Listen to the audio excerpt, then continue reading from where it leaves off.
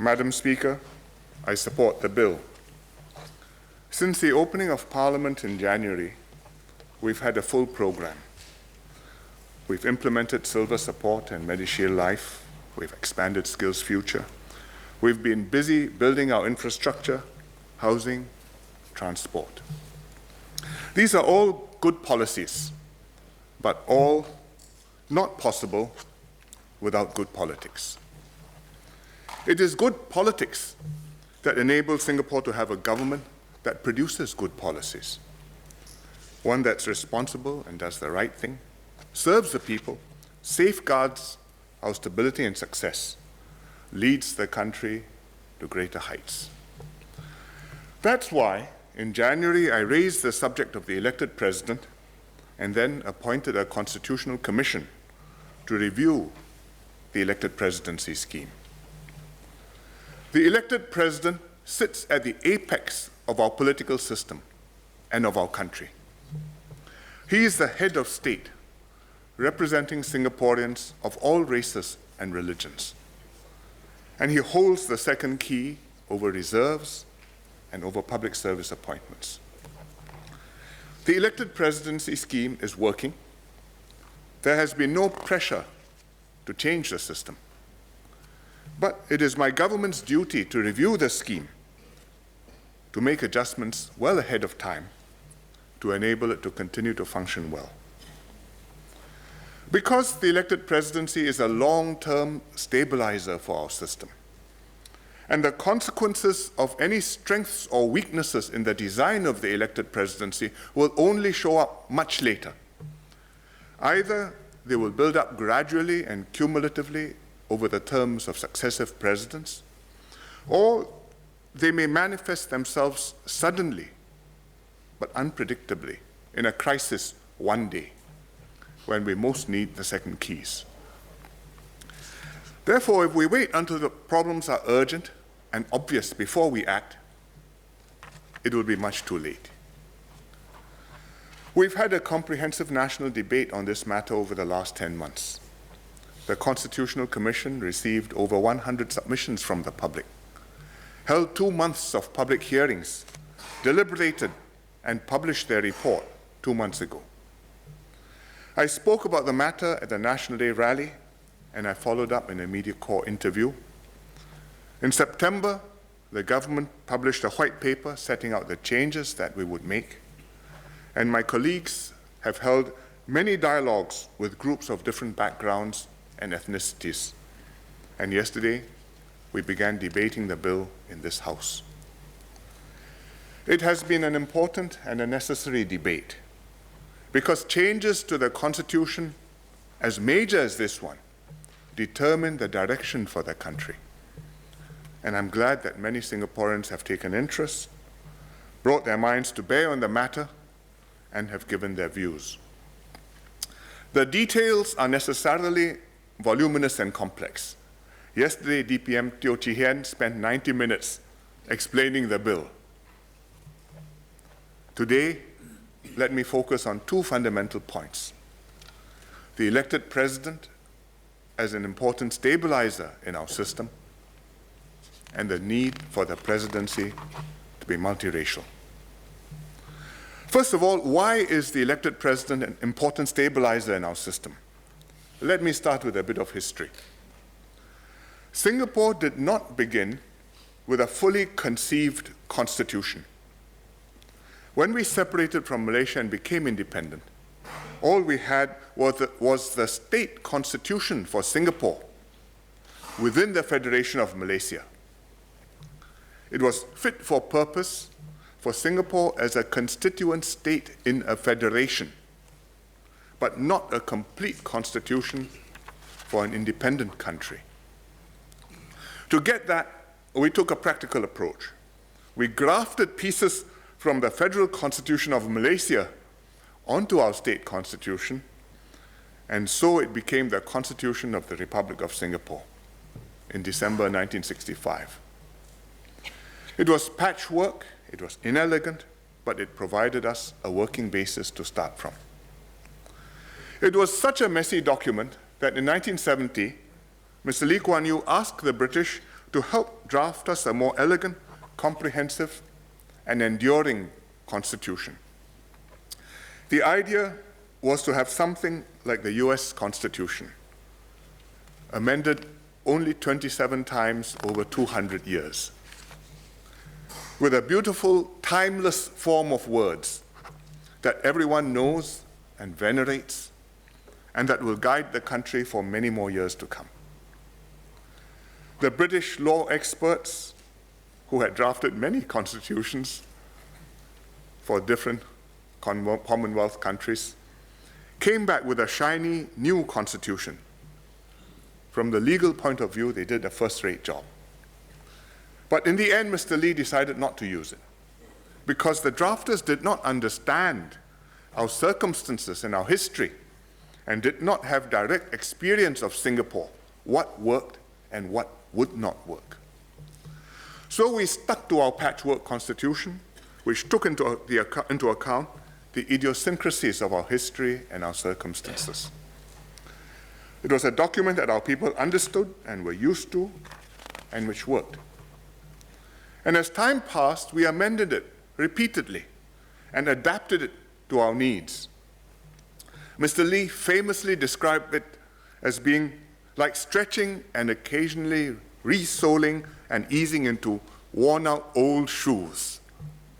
Instead of buying a brand new pair, beautiful, shiny, but which would not fit as well. And that has been our constitutional path over the last 50 years. Our Constitution is a living document. It has evolved as our needs changed, and it has served us well.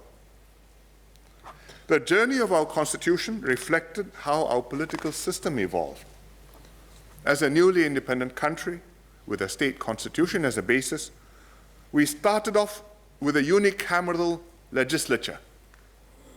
It's a big word to mean a single House of Parliament. At that time, the PAP occupied every seat in Parliament and had the full support of the people. The opposition was virtually non-existent. Mr. Lee and his team could have done anything they wanted if they had wished. But we were fortunate that our founding fathers were capable, responsible, and trustworthy stewards. And they used the freedom of action which they had to steer Singapore safely through many dangers. And they operated the system in the long-term interests of Singapore. As Mr. Lee once said, if he had wanted to, he could have changed this into a one-party state. But he did not, because he preserved the democratic system in order that you have a government which is lean, subject to competition, and which will serve the long-term interests of the country. But even then, Mr. Lee and his team were conscious that the system was not inherently robust and that they needed to build up state institutions like the civil service and the courts. We would always need good people in politics, but we also required sound institutions. And by the early 1980s, the time was right for us to consider what more we needed to do. Because by the early 1980s, after 2 decades of nation building, we had accumulated a nest egg of reserves. Mr. Lee worried that one day we might have a freak election result and the money would be squandered by a profligate government. Our public service had also established a reputation for impartiality, integrity, and quality. And if the service ever got corrupted, especially the key appointments, it would be impossible ever to clean it up again. In fact, in the 1959 general election, when the PAP first came into office, Mr. Lee and his colleagues thought very carefully before deciding to fight to win, because they knew they were in a weak position vis-à-vis the communists in the PAP. And if they fought to win, after they got into government, they would have a big fight with the communists in the PAP. But nevertheless, they decided to go for it and to win. And the consideration was, if they didn't win and another team came in, corrupted the civil service, that would be the end. And if the PAP came in a term later, it would be unable to put things right again. That's how important maintaining the integrity of the public service was to our founding generation of leaders. So, after 20 years with the reserves to worry about, with the civil service at a high quality, Mr. Lee proposed the idea in 1984 of an elected president. And the idea was debated, refined, eventually legislated in 1990. For the past quarter century, since we've implemented the scheme, the elected presidency has worked well and become a valuable part of our political system. It's unique. Other political systems may have stabilizing institutions like an upper house or a constitutional court or an executive president, separate from the parliament. But no other country has anything quite like Singapore's elected president. It's a unique system, very difficult to get right, because the balance is a delicate one. A symbolic head of state, but elected through a national ballot. With a popular mandate, but not a mandate to govern. He can use his mandate to say no in certain areas, but not to push for policies or to initiate action. The presidential election itself presents some difficulties. In a fiercely contested campaign, emotions and sentiments can build up, and issues that have nothing to do with the role of the president can become hot. Candidates may then make claims, promises, and declarations which go beyond the president's powers and competence under the Constitution. We saw that happen in the 2011 presidential election. One candidate championed a $60 billion economic plan, supposedly to create jobs and enterprise. Another candidate made proposals such as better recognition for national servicemen or more help for the poor and unemployed. But these are the government's responsibility for the Prime Minister and the Cabinet to decide. The person who is standing for election as the guardian of the reserves is offering as his platform to open the doors and make free. It's not for the president to promise these things in a campaign or push for them after being elected. But in 2011, some candidates' attitude was, never mind, just say it, get elected first, worry about the Constitution later on. But for all these difficulties, I'm convinced that the elected president has been a plus for our system. Having this stabilizer is critical and has already made a difference. Even though it's not easy to get right, we should persevere to improve the system. We can find ways to mitigate the difficulties and will do so, because the alternatives to the elected president will create other, probably worse difficulties. What are the alternatives? There have been different suggestions, including by the Constitutional Commission, who raised the issue in their report, though it was not within their terms of reference, because they felt strongly that this was important and should be brought to the government's attention. Let me discuss three of the ideas. The first suggestion is to have a non-elected president, but with the same custodial powers as the elected president, namely reserves and personnel, key appointments. I don't think this is wise. To veto the government is a major decision. You must have a democratic mandate to make that call. When the elected government asks an unelected president to approve something, and the unelected president says yes, there's no problem. But when an unelected president has to say no to an elected government, he will find it very hard to stand his ground. And the public will find it very hard to accept. And the government will argue with justification. Who are you to say no? We are elected, you are not. We represent the people's will. Please approve what we propose. the president's no will not stick. A second suggestion is to revert to a ceremonial president chosen by Parliament, not elected in a national election, but vest the second key in the Council of Presidential Advisers. Give the power to the CPA. However, the same argument for electing a president with custodial powers would apply to a CPA with custodial powers. An unelected CPA, a council of non-political wise men, working as an advisory panel to the elected president, who makes a final decision and has a democratic mandate. That works well.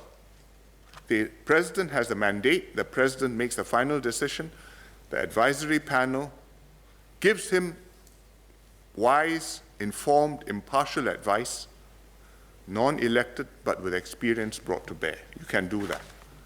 But once the CPA itself becomes the decision maker, if the CPA members are unelected, the same problem that an unelected president has saying no, the CPA will have saying no. So what is the solution? The solution then, we elect the CPA. In effect, the CPA becomes an upper house. Then, instead of having one national election to choose a president, we will have elections for 6 or 8 or 10 presidential advisors. Instead of having one presidential race risking being politicized, we would have 6, 8, or 10 CPA races at similar risk. The problem will be amplified and not reduced. The third alternative is to return to the status quo ante. Go back to a non-elected president, purely ceremonial, like before 1990. Do away with the president's custodial powers. Do away with the CPA. Let Parliament be supreme with unrestricted power to do as it pleases. No safeguard, no stabilizer, no fault tolerance. But that would be very unwise. I believe that over the last 25 years, even though the elected president has never had to veto any spending proposal by the government, by the very existence of his powers, he has influenced Singapore politics for the better. The prospect of a veto alone has lessened the temptation for political parties to promise the world to voters in general elections. Everyone knows that a government who says, just spend the money, 60 million, 60 billion, 80 billion, 100 billion on free university education, free healthcare, cheap homes, has first to persuade the president to unlock the reserves. And that's an important reason why opposition parties have been quite cautious in their spending proposals, even during general elections. Without the second key, I'm quite sure some opposition parties would have gone to town many elections ago. And the PAP government would have come under pressure to match their generosity and might well have found it difficult to hold the line. You heard about the Australian experience yesterday. It holds many lessons for us. During the commodities boom, the Australian government started to accumulate budget surpluses. They wanted to save these surpluses for the future, so they established a sovereign wealth fund called the Future Fund to cover Australia's future pension liabilities. But the political dynamic of the electoral contest resulted in elections becoming auctions. So what happened? 7 consecutive years of personal income tax cuts, increased subsidies and benefits for pensioners. Somebody subsequently did a report which concluded that during the boom, out of every 19 Australian dollars that the government received in additional revenue, it saved $1 and it spent $18. So in total, they gave back $180 billion, either to taxpayers through tax cuts or by spending it. 180 billion Australian dollars. When the commodities boom ended, as all such booms do, Australia went into deficit. The future fund is empty. The government has had to make very painful spending cuts, and still the budget will be in deficit for years to come. Singapore is not in such a position, and for that, some credit must go to the system of the elected president with veto powers over the reserves. Some agree that we should have safeguards on the reserves, but argue that the powers should be vested in Parliament instead of a separate institution. That may help, but as DPMTO pointed out yesterday, in Parliament the pressure is to do more rather than to spend less. I cannot recall the last occasion in this House where any political party or MP has pressed the government to spend less or to raise more taxes. In fact, on the contrary, when spending proposals come up and we press the MP, how are they to be paid for? The answer is, you don't have to worry, this is a good investment. And that is why we need the second key to be held by another elected institution, separate from Parliament, and that is the elected president. Furthermore, making everything depend on one institution, namely the Parliament, creates what the engineers would call a single point of failure. Everything hinges on the outcome of a single general election, on the government elected into Parliament in that one vote every 5 years. If the election takes place when the country happens to be worked up over some issue, then the government that is elected may take action that the country will later regret. And that's why countries with an upper house and a lower house often hold their upper and lower house elections separately.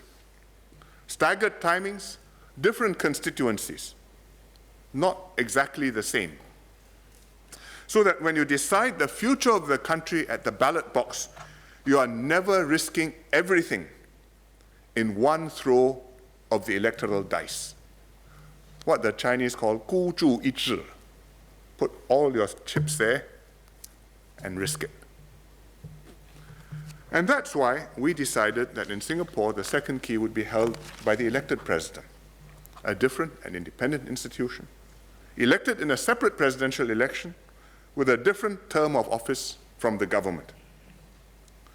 We are trying to design our political system to have the right balance between a decisive executive and having adequate stabilizers.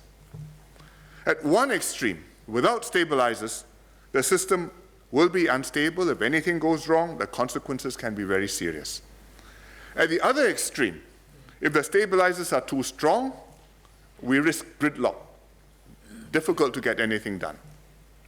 We started very close to the first extreme, a unicameral, single parliament, untrammeled. Then we made a careful shift. We introduced this safeguard, the elected president, to protect reserves and appointments and address specific vulnerabilities which we have in Singapore. Seen against the range of democratic systems that exist in different countries, this is not a fundamental shift from our system of parliamentary democracy. But it is an important one because every political system needs stabilizers. Let me illustrate with two quite extreme examples: Britain and the US. The country which comes closest to a parliament which has no constraint is the UK. There's no written constitution. Theoretically, the House of Commons, by a simple majority, can make any decision. Decide to do away with the monarchy, abolish the House of Lords, even do away with elections altogether. Still, even in Britain, the courts have become a check on the government. The courts have taken an expanded view of their traditional role, interpreting and administering the law, but doing it in such a way now that they make judgments and orders that are in effect executive decisions.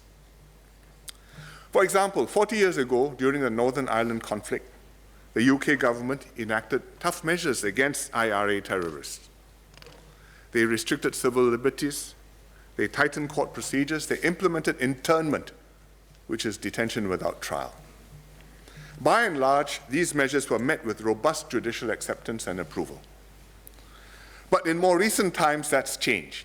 After 9/11, when jihadist terrorism prompted the government to push for similar measures, the judicial response has been more critical and challenging.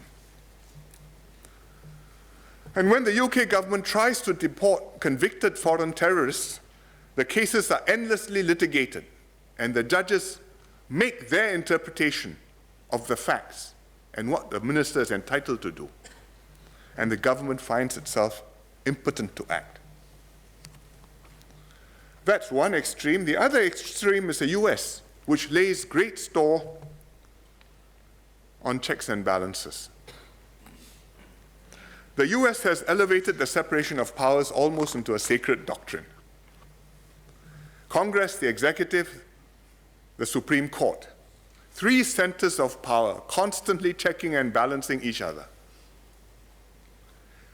Congress itself is divided between the House and Senate, separately elected, often with different parties controlling each one. The tension is always there and sometimes results in gridlock. Some people will say usually results in gridlock. But the US accept that because their overriding priority and philosophy is to prevent an overbearing government. Because of the historical experience of the British, they wanted to make sure that the government would never impose the same tyranny on their people. Right now, the US is about to go to the polls in a few hours' time to elect a new president. The world is watching with bated breath, exceptionally concerned what the outcome will be. Because this time the two candidates represent radically different worldviews, and in the case of one candidate, a very unconventional approach to the issues and the challenges that the country faces. The outcome will matter a lot to the US and to the world. But one factor which people take some comfort in is the strong checks and balances in the US political system. They make it not so easy to make things happen, but they make it very difficult for things to go disastrously wrong. So whoever wins, hopefully it will not be so easy for things to go completely out of kilter. When I was in Washington in August, just before National Day, I was asked this question at a press conference with President Obama. I made this point, speaking slightly out of turn, and President Obama commented, "Riley, the wisdom of the founding fathers." But there was wisdom there. James Madison, one of the founding fathers, wrote in the first of the Federalist Papers a series of essays which set out the philosophy and the arguments and the options as the US debated how to craft the Constitution of the United States. And he wrote, "If men were angels, no government would be necessary. If angels were to govern men, neither external nor internal controls on government would be necessary." And he goes on to say, "A dependence on the people is no doubt the primary control on the government, but experience has taught mankind the necessity of auxiliary precautions." In other words, elections are very important to choose the government which the people need and deserve, but you cannot rely just on that simple, bare idea. You need other ideas to make a complete and a stable system. And that's wisdom. I don't think the system like the US can work for Singapore. But we too need some auxiliary precautions, some stabilizer besides the primary control, which is the fact that Parliament is elected by the people. And for us, that stabilizer is the elected president. Therefore, we should keep the elected president and fine-tune its stabilizer role. So we are raising the eligibility criteria, we are strengthening the CPA, we are revising the entrenchment framework. And that's one major part of this bill.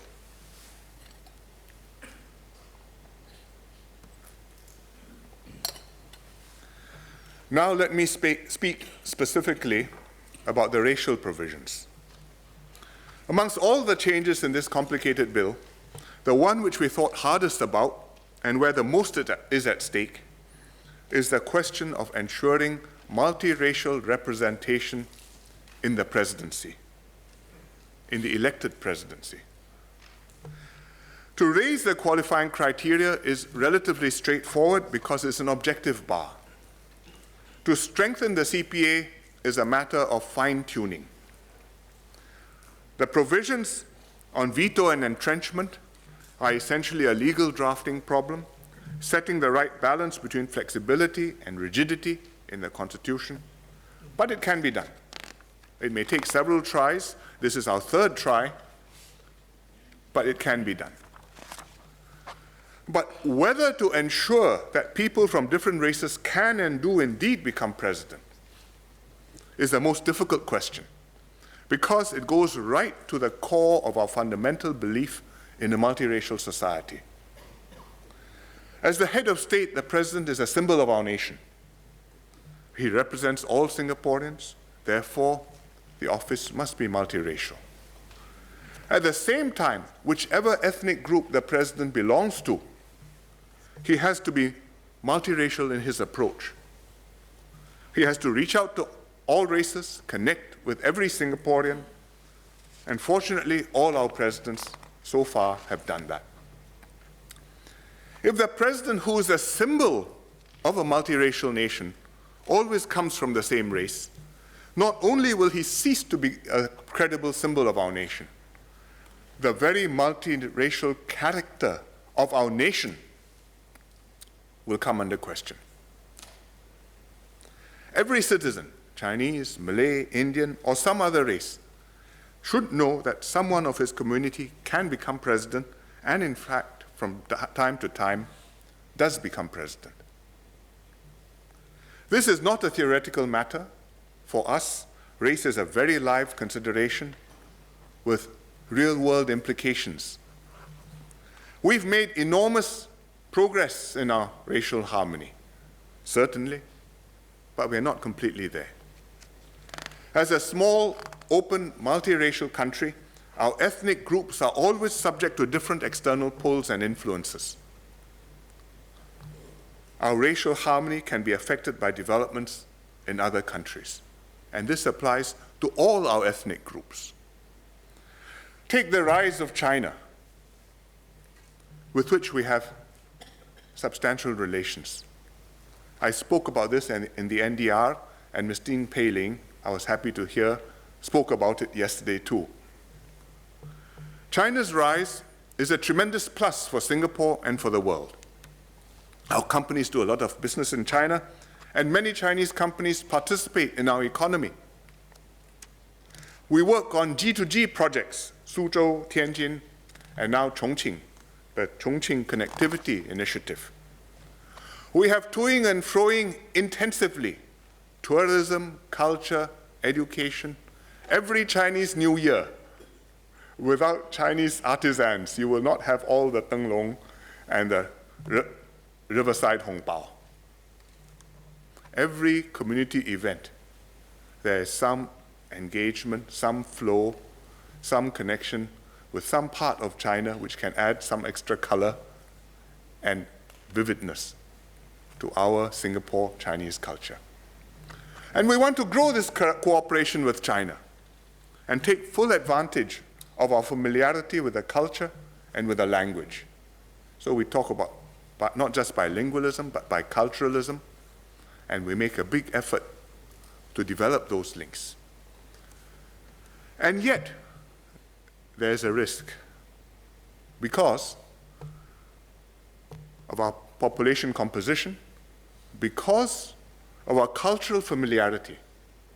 People may misunderstand us to be a Chinese country and forget that, in fact, Singapore is an independent, sovereign country cooperating with other countries on the basis of our own national interests and positions. And it can lead to misunderstandings, it can lead to unrealistic expectations, it can lead to us being carried away, even domestically, and forgetting this fundamental fact about Singapore, that we are independent, sovereign, multiracial in Southeast Asia. And that is what we must always remember. We're not a Chinese country, we are a multiracial, multi-religious Southeast Asian country with an ethnic Chinese majority, but not a Chinese country. And we have to show this. We have to show this domestically to our own population, the Chinese population, as well as the non-Chinese population. And we have to show this externally to other countries too. So that's one important way in which the external world influences our domestic racial cohesion and considerations. Secondly, amongst our closest neighbors, race and religion are hot issues. You look at Indonesia, Basuki Cahayapurnama. You may know him by another name, Ahok, running for re-election as governor of Jakarta. Ahok is a Chinese and a Christian. His opponents cited a Quranic verse to tell Muslims not to vote for Ahok. They called him a kafir, an infidel, strong word. Ahok responded in a YouTube video, accused them of lying and misinterpreting the Quran. Then they attacked Ahok for blasphemy. And Ahok was forced to apologize. But his opponents staged a huge demonstration in Jakarta last Friday. The protesters yelled, "We want a Muslim governor," and burn Ahok. There was violence and rioting. And today I read in the newspaper that Ahok went to the police yesterday and the police interviewed him for 9 hours. They are investigating whether he committed blasphemy. In Malaysia, politics is based on race and religion. It's the antithesis of the way politics is conducted in Singapore. Political Islam is a dominant feature. PAS has tabled a hudud bill in Parliament. The Barisan Nasional government has allowed it to be put on the order paper. Non-Muslim parties are deeply upset about this, but they know that in such matters, they do not decide. The divide between the races is very deep. In Singapore, we worry about race and religion ourselves too. What will happen to our society if we have a terrorist attack? What more if the attack is by a Singaporean, self-radicalized after visiting extremist websites? Will we stand together, or will we split along racial and religious lines?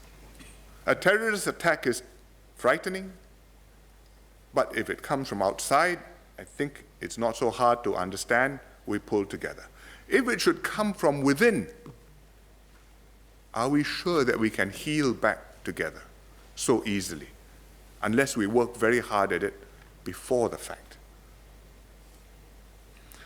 So these events, external and influences, will affect our social cohesion. We are building a radically different society in Singapore than other countries in the region. Than China, because that's overwhelmingly one ethnic group, the Hans, than our neighbors who are working on a different basis than we are. We are seeking to be multiracial, equal, harmonious, gradually enlarging our shared Singaporean identity while celebrating our different cultures and faiths, allowing minority groups ample space to live their own ways of life never forcing everybody to conform to a single norm set by the majority. We have to work consciously and systematically at this. It will not happen by itself, nor will we get there if we blithely assume that we've already arrived. And don't talk about it, don't do anything about it, we are okay. That is not the way to be okay. The president is the most important unifying symbol of the nation. Singaporeans look up to the president as the personification of all that Singapore stands for and all that we stand for in Singapore. So it's a fundamental necessity that the presidency be multiracial. If we have a nominated president, we can do this informally. Parliament can choose presidents of all races over a period of time, as it did. And the office will de facto be multiracial without explicit formal constitutional arrangements.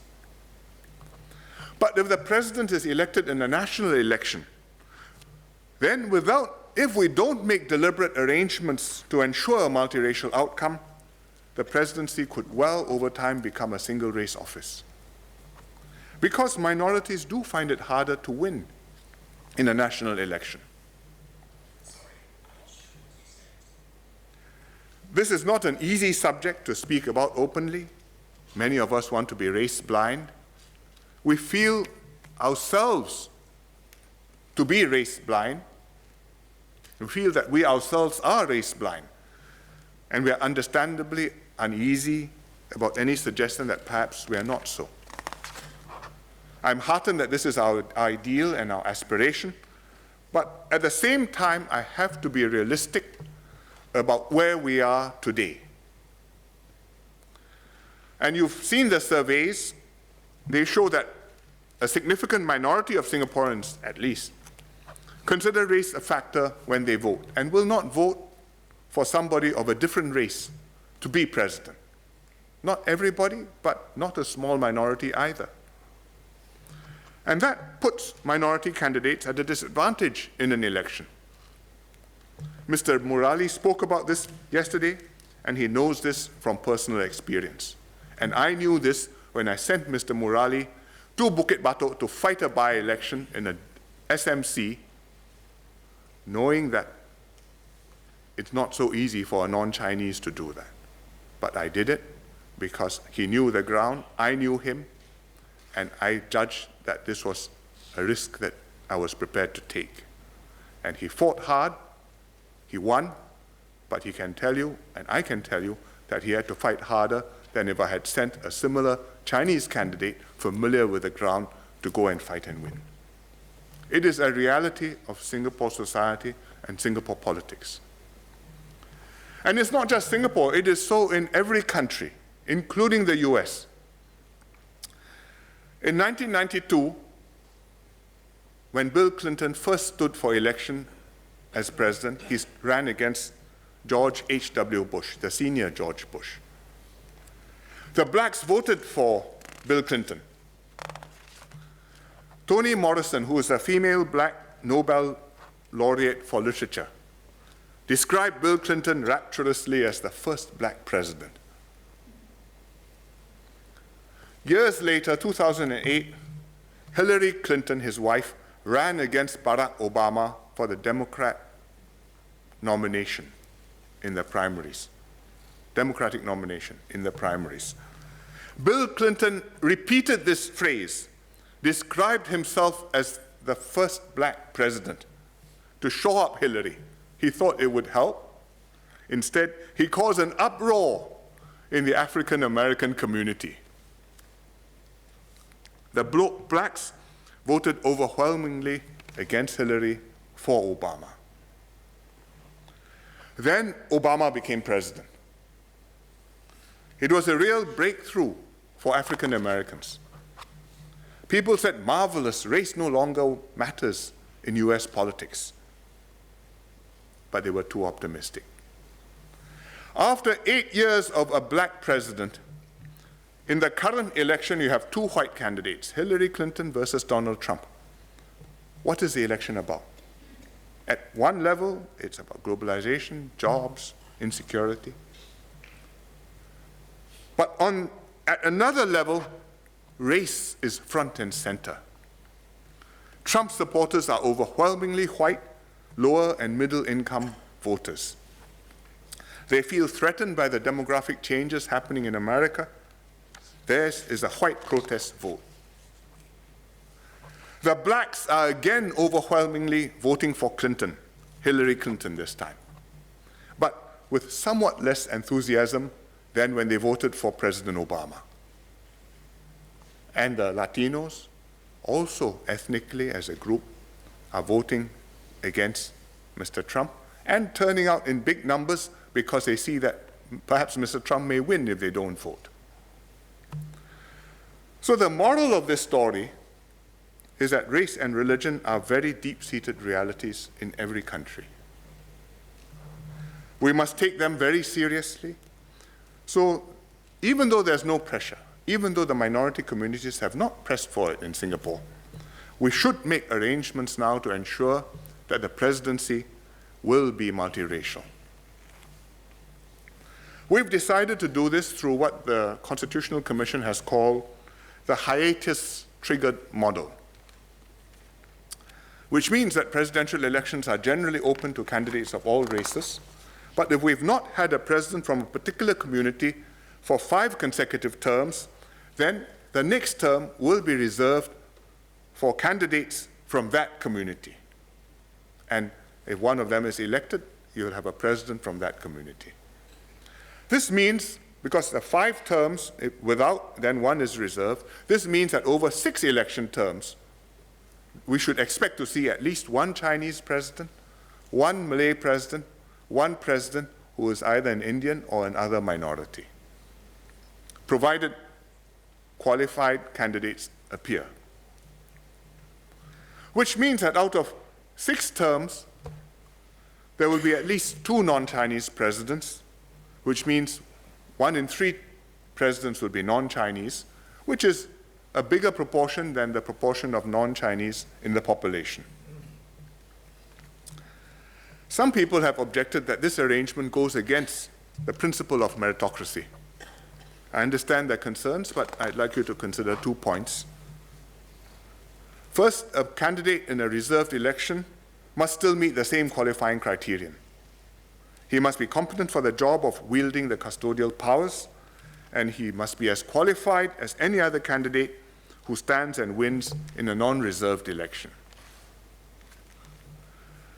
Secondly, the symbolic role of the president is just as important as his custodial role. As a symbol of the nation, the race of the candidate is relevant. So while individually a good candidate of any race will be satisfactory, collectively over a period of time, we need that mix of presidents of different races, and the election mechanism must be designed to produce such a mix over time. And that is what the hiatus-triggered model delivers. When should the racial provision start counting? The Constitutional Amendment Bill states that the government should legislate on this point, and the government intends to legislate when we amend the Presidential Elections Act in January next year. We have taken the Attorney General's advice. We will start counting from the first president who exercised the powers of the elected president. In other words, Dr. Wee Kim Wee. That means we are now in the 5th term of the elected presidency.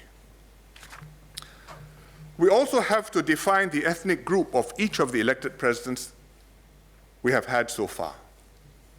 There's no practical doubt, but as a legal matter, we have to define it, because you can't convene the committee retrospectively to certify them. So the Act will deem Dr. Wee Kim Wee as Chinese, Mr. Ong Teng Cheong as Chinese, Mr. S.R. Nathan, who served 2 terms, as Indian, and Dr. Tony Tan as Chinese. Therefore, by the operation of the hiatus-triggered model, the next election, due next year, will be a reserved election for Malay candidates. And that means if a Malay candidate steps up to run, or more than one Malay candidate steps up to run, who is qualified, Singapore will have a Malay president again. As Minister Yaakob Ibrahim observed yesterday, this would be our first Malay president after more than 46 years, since our first president, Encik Yusof Ishak. I look forward to this.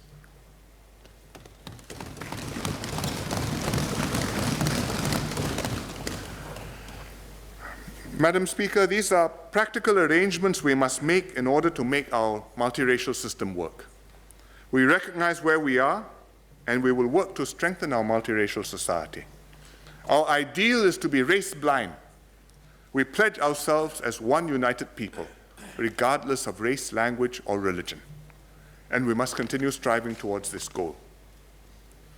As we get closer to this ideal and minority candidates are regularly elected president in open elections, we will need the hiatus-triggered reserved elections less and less. We've spent a lot of energy and time on the changes to the elected president this year. I personally have paid a lot of attention to this.